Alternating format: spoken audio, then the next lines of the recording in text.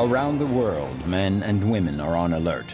When duty calls, they respond, and in doing so put their lives on the line to help people in need. In Norway, more than most places, emergency personnel have a tough task, dealing with bad weather, freezing temperatures, winter darkness, and a vast remote wilderness.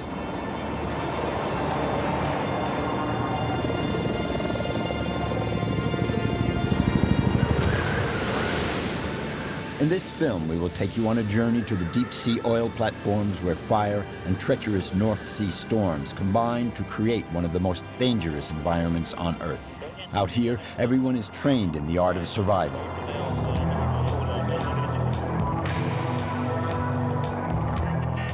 We will then head north to meet Europe's northernmost rescue helicopter crew. 24 hours a day, 365 days a year, their helicopter is often the only lifeline available to the people of the great northern frontier. They fly in aid of people lost in the polar night and fishermen working the Barents Sea between Cape North and Spitsbergen.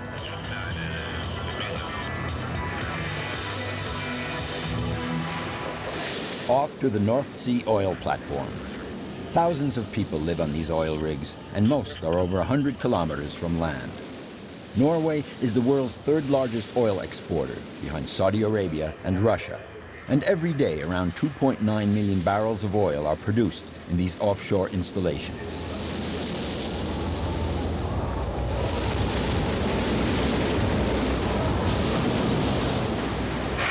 These platforms are one of mankind's most daring engineering challenges, set in one of the most hostile places on Earth.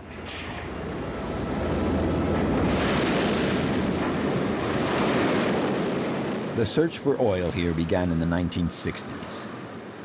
Since then, hundreds of offshore installations have appeared in the North Sea, and over the years they have become extremely high-tech. Today's generation of oil workers have learned a lot from the mistakes made in the past.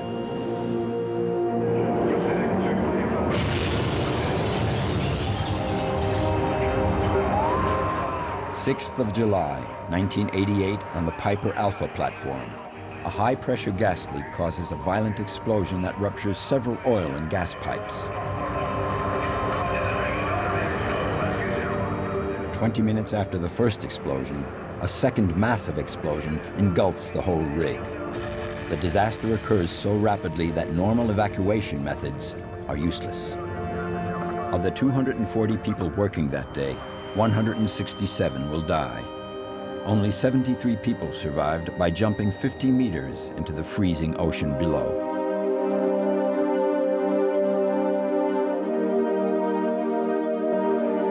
This human tragedy led to a revision of safety regulations for the offshore oil and gas industry. All platform workers now undergo extreme survival training. Cut off from the world, these oil platforms give us a taste of what life may be like in the future on space stations planted in far-off galaxies.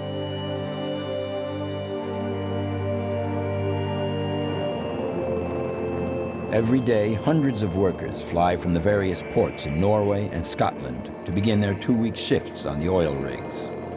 Extreme security measures are undertaken to protect the workers of both the platforms and the supply ships delivering cargo necessary for the operation.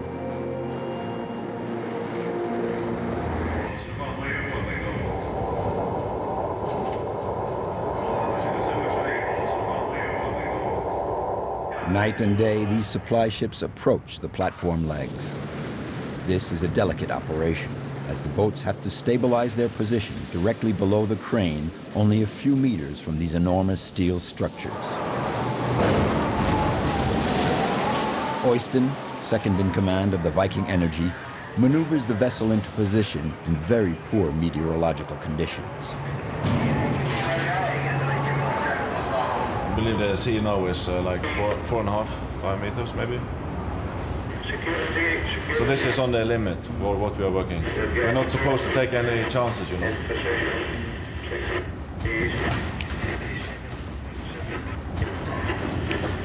You see, sometimes there's big slack on it, like now.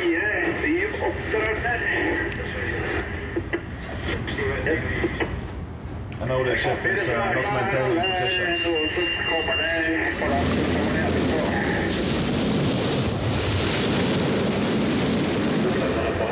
What you worry about now is the crew on deck, because there's a lot of heaving and they're working with the crane wires and the containers. The more swell it is, the more dangerous it is. And also depends a bit on how experienced the crane driver is. He has to always keep an eye on deck and understand what's going on down there. And he's very far up to the crane. It's 90 meters. So for him it's only a small, very small perspective down there.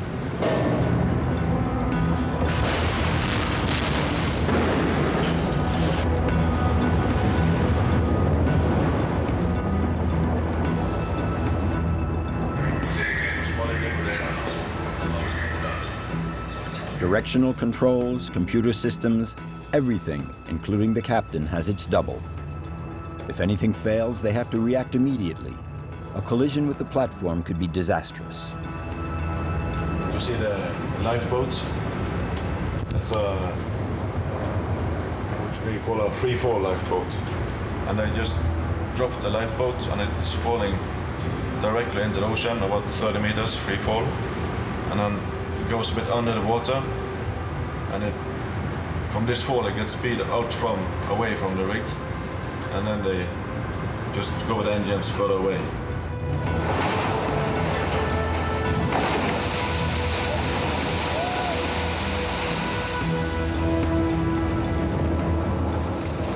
This is the new tech training facility in the port of Bergen, where groups of oil workers are learning how to evacuate a platform in an emergency.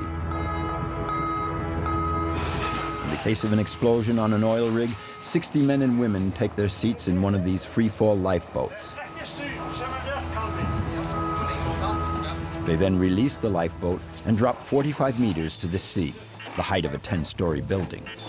On impact, the boat will be traveling at around 100 kilometers per hour. The boat's engines will then take over to get away from the platform.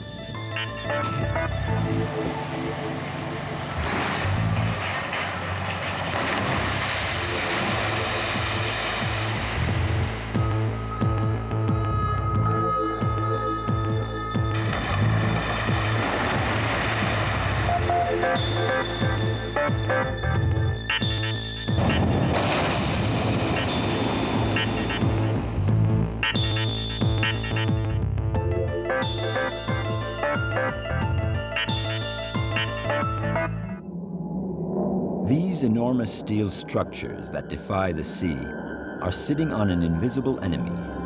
Hundreds of meters below, its pipes tap into enormous high-pressure natural gas reserves. The gas is odorless and extremely explosive. The lessons learned on Piper Alpha have not been forgotten.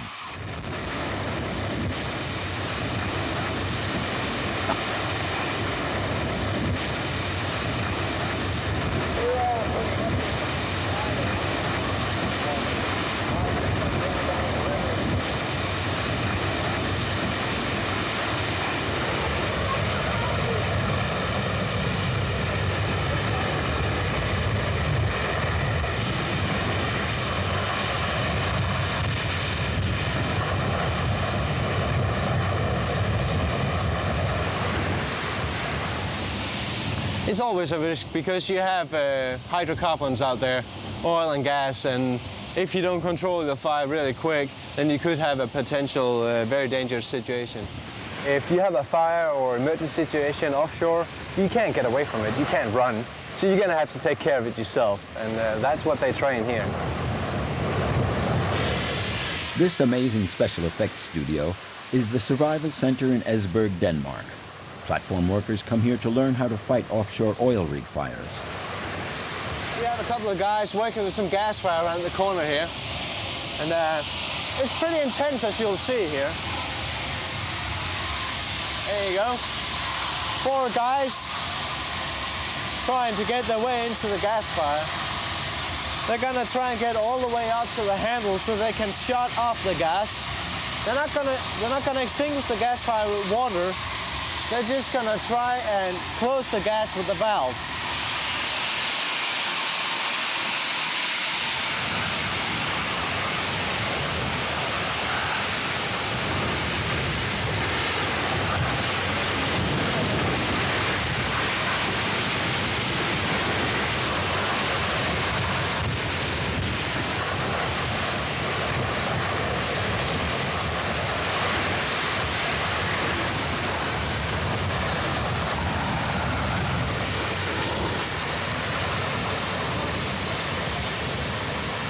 all firefighting comes from basic stuff. If you want to break up the fire triangle, you have your heat, your oxygen, and your combustible material. Can you take one of those away, you have no more fire. So really, it's from that basic point of view. And you can use water, or you can use CO2, and you can use powder. The main thing is divide that triangle, and you have no more fire.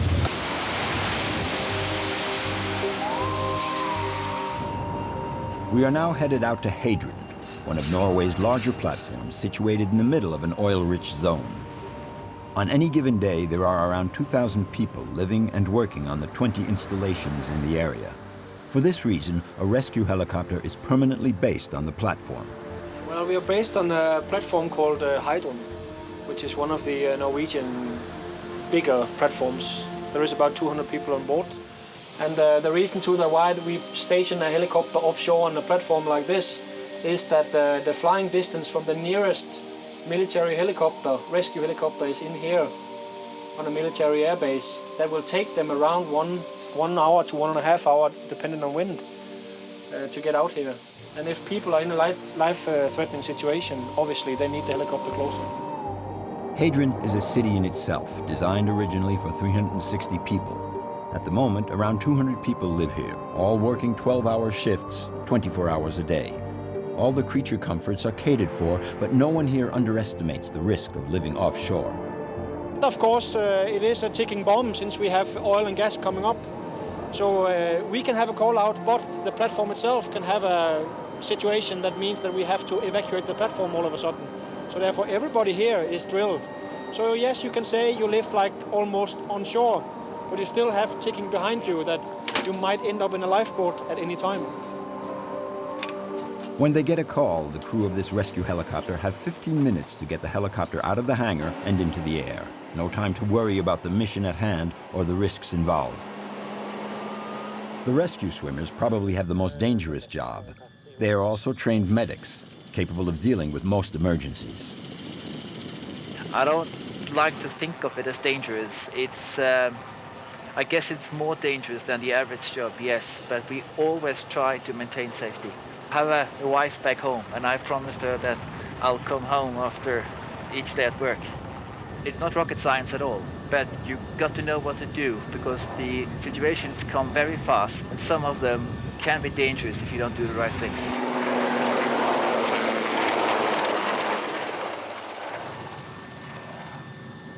There can be apprehension, I guess, if we're flying in conditions which are at the limit. But once you get involved in the job in hand, the adrenaline kicks in, and you're working so hard and you're concentrating so hard on what you're doing that it doesn't become a major factor.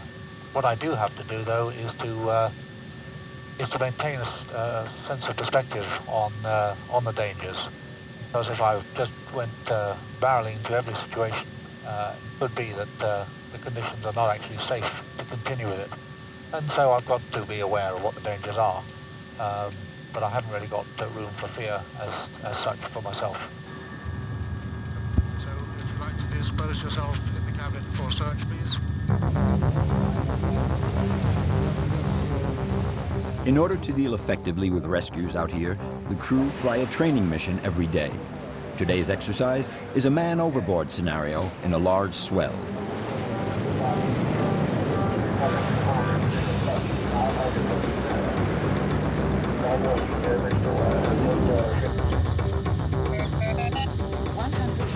Every move is rehearsed, and each crew member has a critical role to play in these rescues.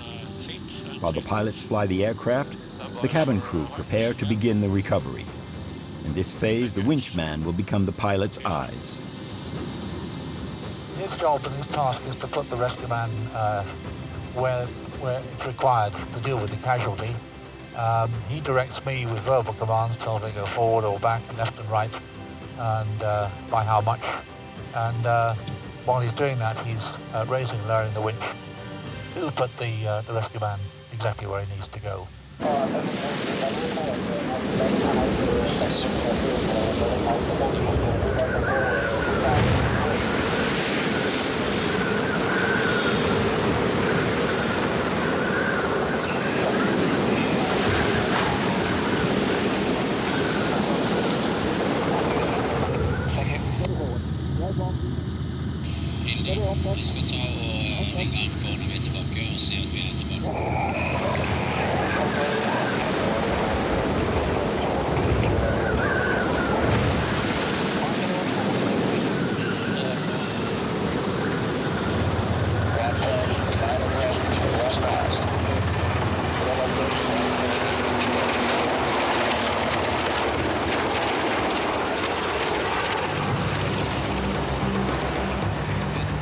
We will now travel further north above the Arctic Circle to the shores of the Barents Sea, which stretches to the North Pole. This is the top of Europe. Up here, when people are in danger, the 330 Squadron's rescue helicopter is often their only hope.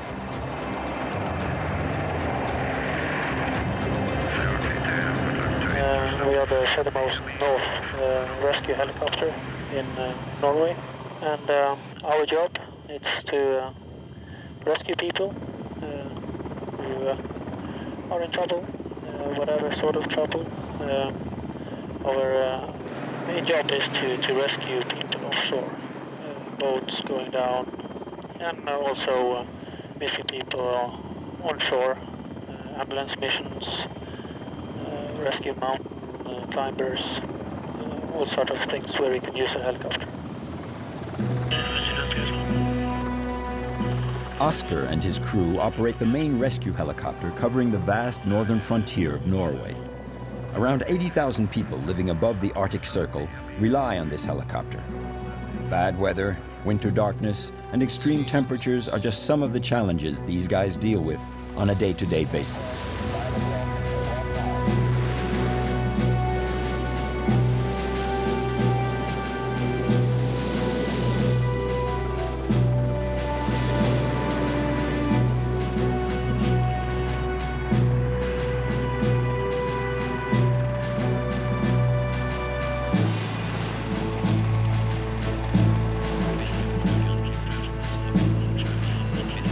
Their Sea King helicopters are specialized in all-weather rescues and long offshore missions.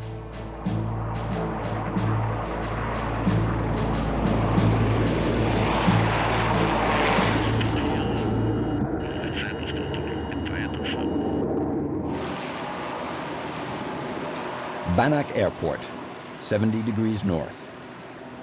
The helicopter crews come up here from all over Norway for 2-week shifts. Oscar is the head pilot and one of the few who live up here permanently.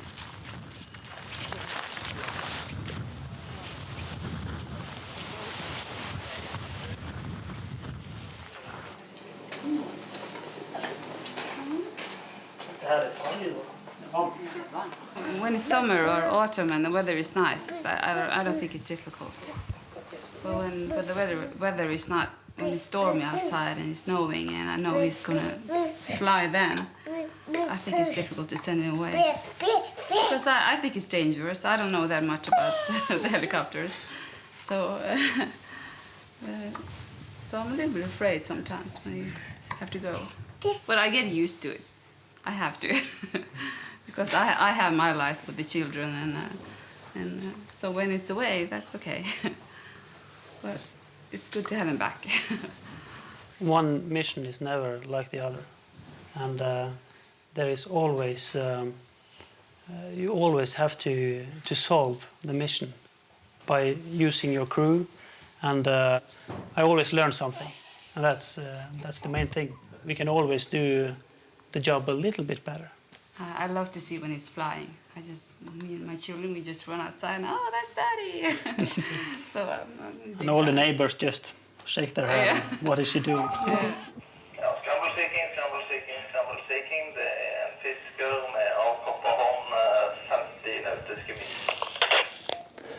Yeah. Ja. Ja, men gå. Det. Ha det. Bra. Okay. So we have to hurry. Yeah, we are going to just next to North Cape. There is a person who is, well, he is so exhausted that he can't move.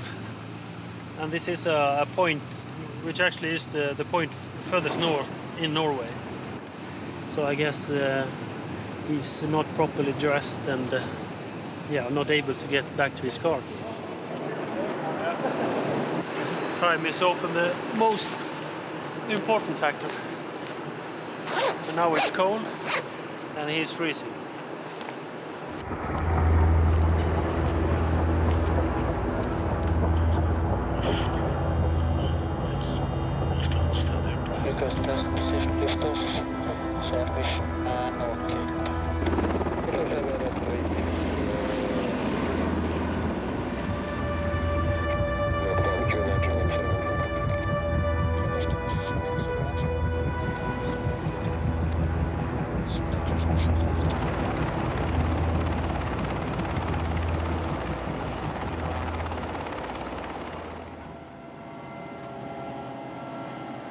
My job is actually to be the eyes of the Sea King when we fly in bad weather.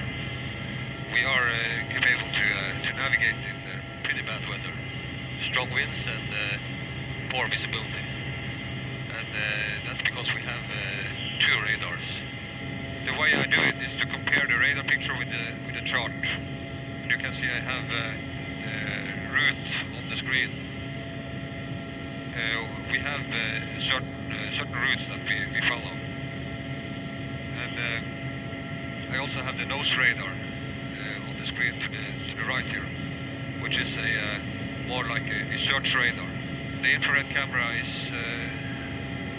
on that screen. I can select modes on the screens, and normally I use this lens to when we fly a search pattern. And if I need to investigate some specific parts, I just blow it up like this. Here we can see a small island we are passing. Ja. Det är om en halvtimme. Ja. Ja.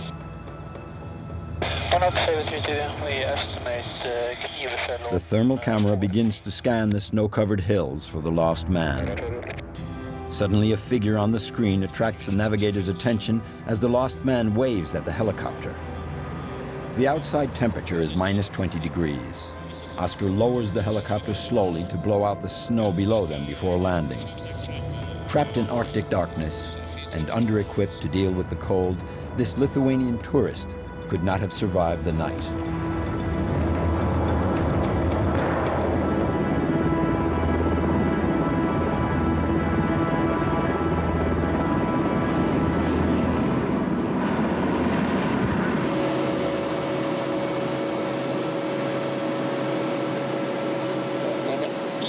A few minutes and a short flight later, the man is dropped at his car where a police vehicle is waiting. They were alerted by the man's mobile phone.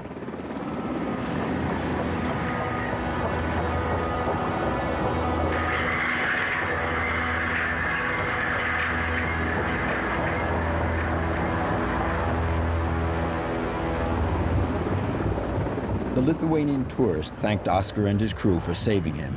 The whacking sound of the rotors and bright searchlights spelt the end of his life-threatening ordeal.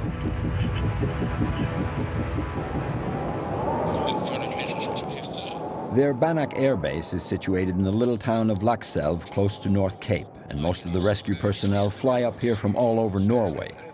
Hannah is one of the few women who works on the Sea King. She drives here from Hammerfest, about 2 hours away. I'm a doctor. I work at the hospital in Hammerfest. I work as a specialist in anesthesiology.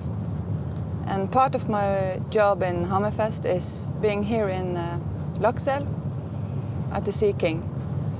It's very different from working at the hospital. Here you have to deal with the cold and the dark and when it's raining or snowing.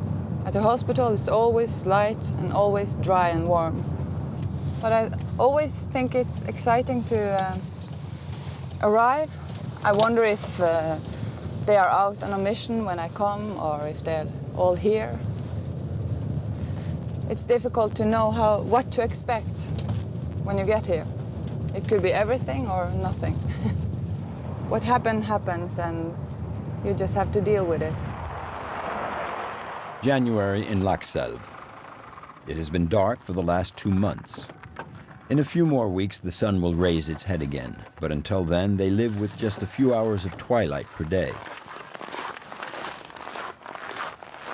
Anders, one of the Sea King pilots, is manning the phones, waiting for a mission. Hei! Ja, var du tilbake igjen? Like måte. Ja, det var lenge siden. Ja, det var det. When it's lousy weather, we have a challenge to get to the patient. But once we're there, she had the challenge to keep him alive. Yeah, that's the main task. So it's a team effort, definitely. Jeg går bare inn og rigger meg opp. Ja. Skifte. Ja, fine greier. Så snakkes vi. Yeah.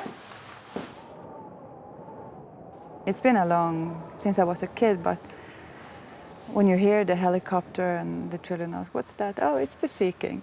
Yeah, what's the Sea King? And then you learn about it from you are a little child. This machine is a part of the soul of the people. From we were children, every time we saw the helicopter, we waved at it.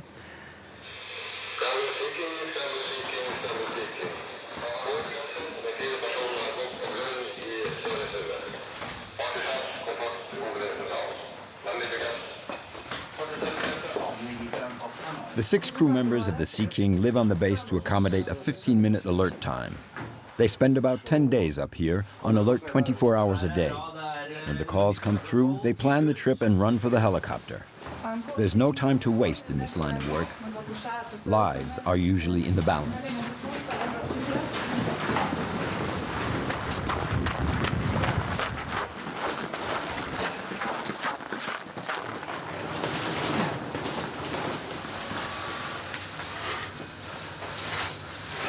In case we have to make an emergency landing on the sea, or if we crash ourselves into the sea, we have the possibility to survive in cold water. So that's why we have so much clothing underneath. Especially in this phase of the mission, you have to be quick. Because you know there is people out there that really need help. So much of the planning we do after takeoff. We do some radio calls and make some phone calls and get the details. Yeah, the first thing is to get a good picture of the weather and how to fly out there. Can we go direct or do we need to go out the fjords and stuff like that? Today's mission is a routine boat evacuation. When they don't have any real emergencies to deal with, they fly training missions in order to remain proficient at all types of rescues. For Hannah, this is a chance to relax and admire the view.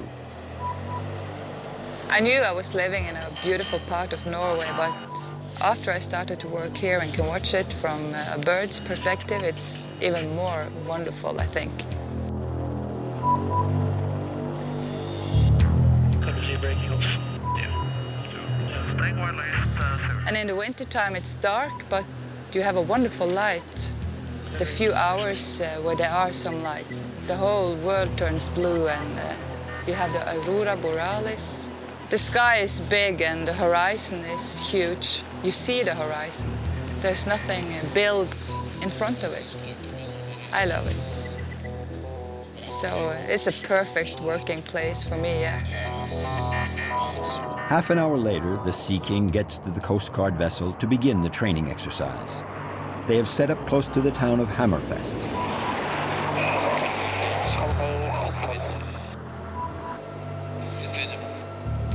The volunteers in today's exercise are all kids from a local school. They're encouraged to participate in these operations. The idea being that both the helicopter crew and the kids get a good appreciation of what a large-scale rescue operation feels like. Most people in this region will grow up to work at sea and may someday need to be rescued. This is an area of Norway where people live from the sea, from fishing. And I think all the fishermen and all the fishermen's wife and children appreciate the Sea King because they know if their husband are in need at the sea, the Sea King is the one who can save them if there are no other boats around. So I think the people are really grateful to this machine and the people who works in it.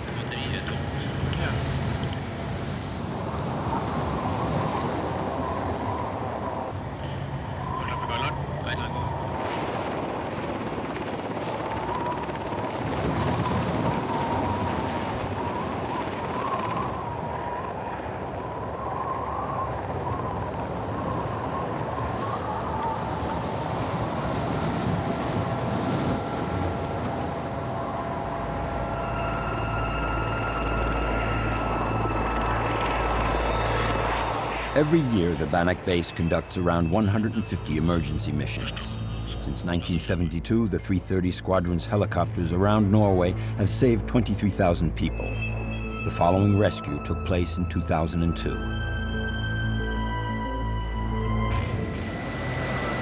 On that day, a man was fighting to survive in a precarious position. His paraglider hooked on rocks halfway down an icy waterfall near Stavanger. He has been there for nearly 2 hours, desperately fighting hypothermia and frostbite.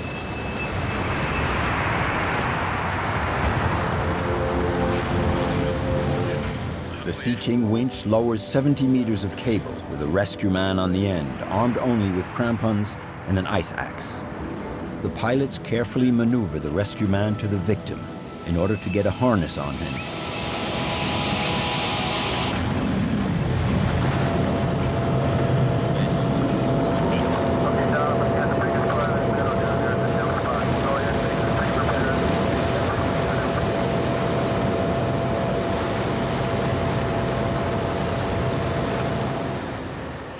After a 30-meter fall and several hours on the icy face, the victim is in an extreme state of hypothermia, with only a broken collarbone and a broken arm. He's a very lucky man.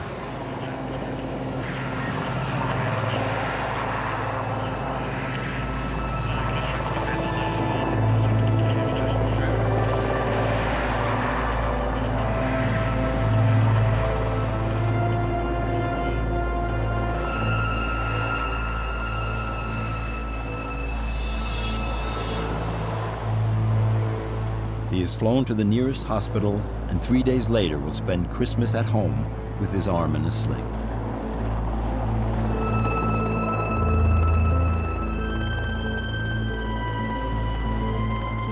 We return to Bannock Airfield where Hannah is approaching the end of her 10-day shift. A shift that went very smoothly with no real emergencies. A rare week for the Sea King crew, who are on the front line of every emergency that comes up within a 600-kilometer radius. It's perfect for me. I have a job in Hammerfest at the hospital that I like, and all the skills I've learned, I really can put on a test when I'm here. And I have a family who accept that I'm away 6 weeks a year and think I do a great job. Who can ever ask for more? I think it's real cool that she's chosen to do this. It's an important job. My father worked with fishermen for 30 or 40 years, and I know how important these helicopters are for their safety. But I'm envious. I'd really like to have a job like this as well.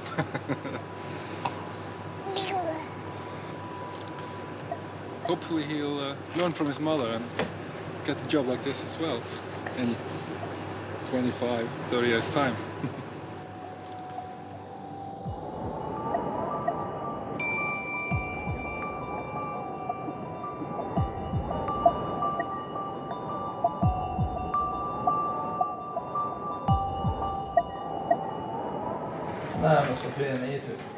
Bear Island, it's a very important island for us, with a fuel depot up here.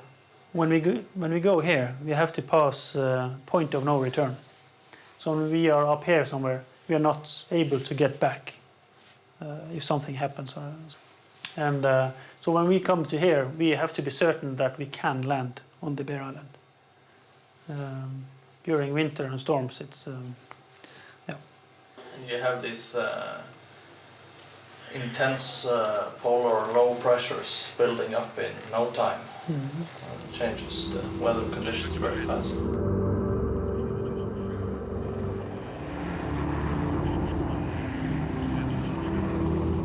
The Bannock Base helicopter covers an enormous maritime area. They fly from the top of Norway to within 200 kilometers of the North Pole, and usually they are the only rescue helicopter fishing boats in the Barents Sea can count on. To make these long-distance maritime rescue flights possible, they have fuel depots on remote islands scattered throughout the Arctic. No other helicopter unit flies so far offshore in such harsh conditions. They can also hover over specially equipped ships at sea and pick up fuel there, allowing them to go even further. We do practice helicopter in-flight refueling, where we go close to the Coast Guard vessel and hoist up the hose to get fuel on board. But you know, the ocean is kind of big, so you are lucky if the boat is where you want to go. And if you need it, it takes a lot of time to get it there. During Maxim Gorki accident in 1990, they used this option. It was a Russian cruise ship called Maxim Gorki with almost 1,000 German tourists on board. They were on a cruise up here in Spitsbergen, the Spitsbergen area, and 150 nautical miles west of Longyearbyen. They went on an iceberg and they tore a hole in the ship, and the ship started to sink. So we got scrambled and we managed to have 3 sea kings up there. It's a very huge area and very few people who can actually spot what kind of weather there is, so we don't have very good information about the weather in this area when we're flying there. To get to the Maxim Gorki, Anders and his crew had to fly out past the point of no return, pick up fuel on Bear Island, once again past the point of no return to Spitsbergen, fill up and head 250 kilometers out into the Arctic Ocean to begin saving lives. The journey out took about 6 hours. They flew nearly 1,000 kilometers over one of the most isolated oceans on Earth. When you are flying hours after hour and see nothing but sea, it really makes you small, and if something happens to you, it takes quite a while for us to get help. It was quite amazing when we came up there. It was foggy and large waves, and there were people all over the place on these ice patches and small icebergs. And people were just jumping around on these ice patches with just their casual suits on, with suitcases, and it was an amazing sight. It was just science fiction.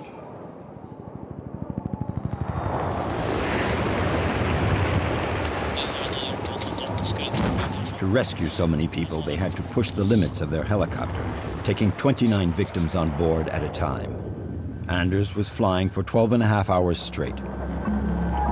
They winched hundreds of people from overcrowded life rafts and many simply off icebergs. There were more people on board the Maxim Gorki than there were rafts, so many had to be winched directly from the sinking ship.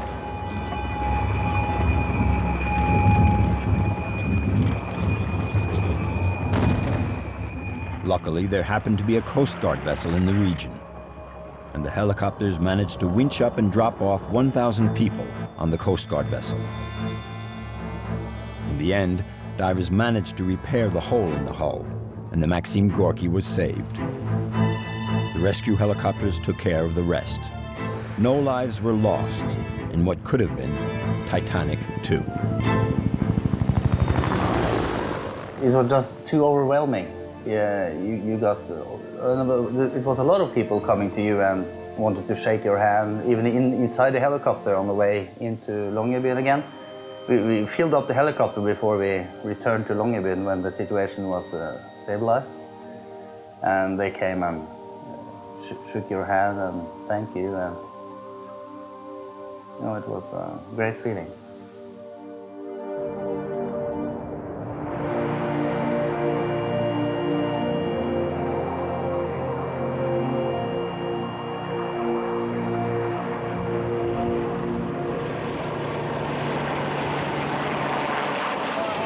After every mission, the helicopters are turned over to the crew of engineers and mechanics. The Sea King needs about 6 hours of labor for every hour in the air. I'm the flight engineer. My job is to keep track of the maintenance status, and I'm also the winch operator, and my seat is between the pilots, so I have to survey a bit of the instruments and pressure gauges and such like that. And I'm also the flight attendant, so I make coffee and noodles and biscuits for the other guys. These aircraft, we got them from the UK in 1972. So that was when the first Sea Kings came to Norway. But she's working pretty good. So she's an old lady, but she needs a lot of care. So this here spins at about 200 revs per minute. So it's important that everything sticks together. 10,000 parts in close formation and in flight, so it's quite impressive that everything works. Underneath here, we got one screw on top, and that's basically the one thing that holds the entire rotor system down. So we call it the Jesus nut. So if that fails, yeah.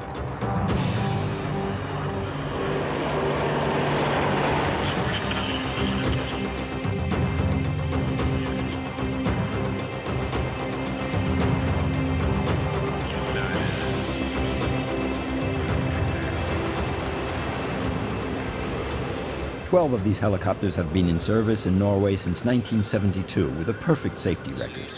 They're capable of flying at around 230 kilometers an hour with a range of over 1,000 kilometers.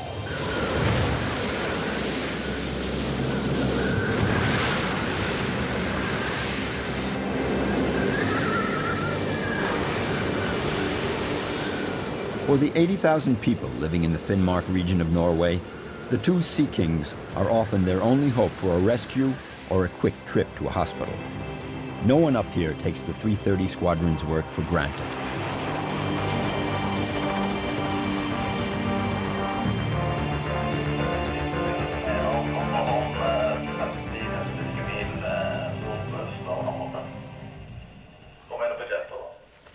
Midnight at the Banak base.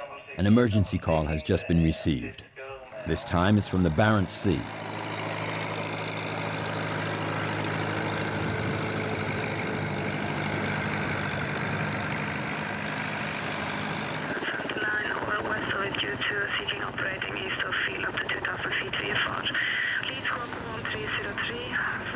We got this new mission. It's a call for a fisherman at the Russian trawler. He's bleeding very much, and he needs to get to a hospital as soon as possible. Fishing is a risky business. Yep. You need to plan safely and check the weather, and then of course fuel and communications, so that if we have a problem, somebody will know about it and come and pick up us.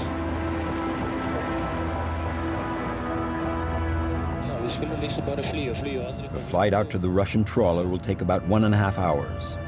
Its position is around 200 kilometers from the nearest land.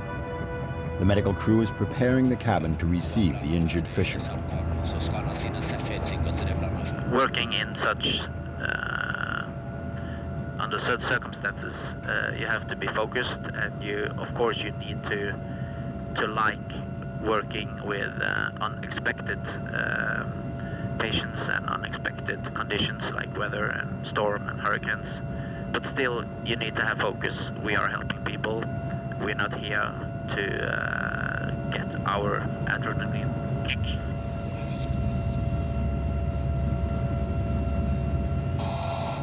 Can you please steer course 280 then? 280. Minimum speed.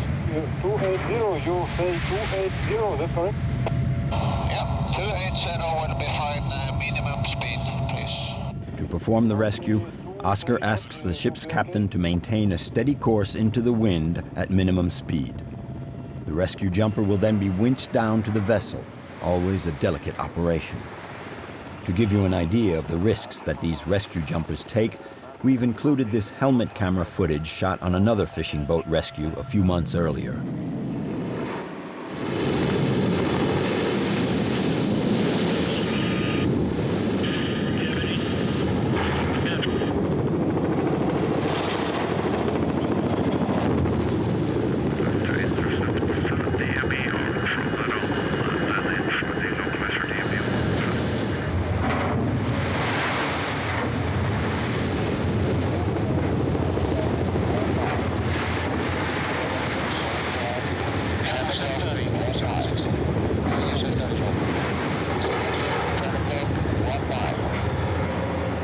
back to the Russian trawler. Our rescue jumper is safely on the ship's deck and is about to prepare the injured man in a stretcher.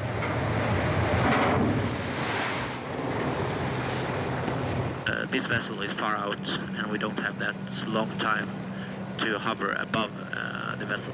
So the rescue man is a nurse and he will make the decision either to bring him up as soon as possible to start the treatment inside the helicopter, or he will ask me to come down.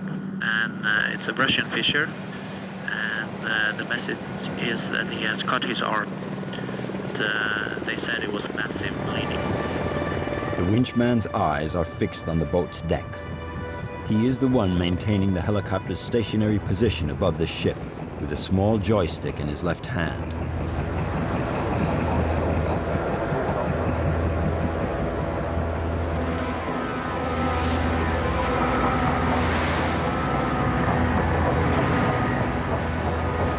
Strapped into the stretcher, the injured man is winched up to the Sea King.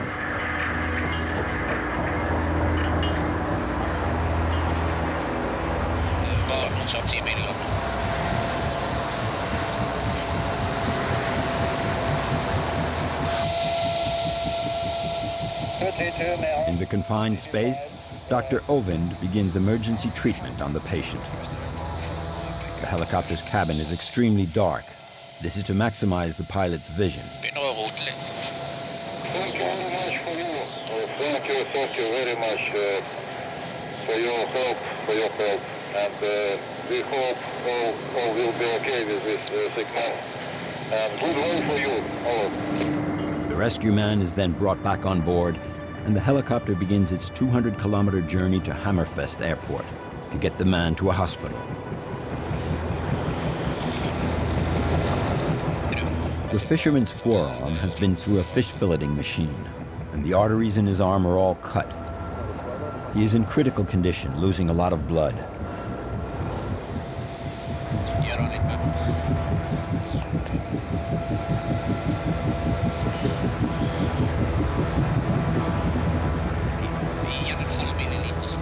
When the blood pressure drops too low, Dr. Ovind decides to start giving intravenous fluids.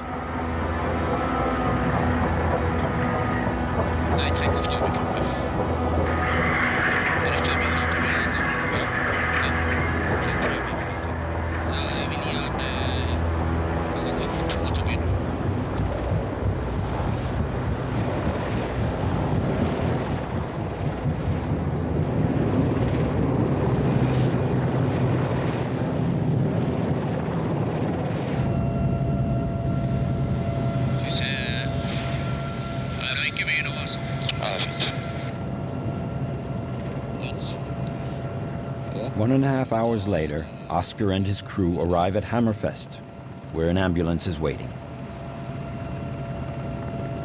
If we couldn't reach him, the vessel had to go to the nearest place on the mainland. That would have taken many hours. Maybe the patient would have died because of the heavy bleeding. If he had survived, he would have lost his arm.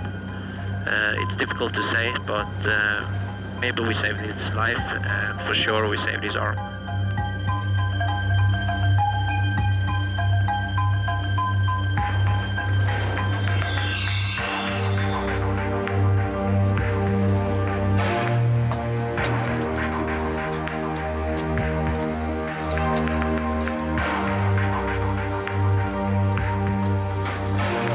Flying in the dark is more exhausting than flying daylight. So the winter is kind of harder. Cold, it's cold, and it's dark. That's how it is.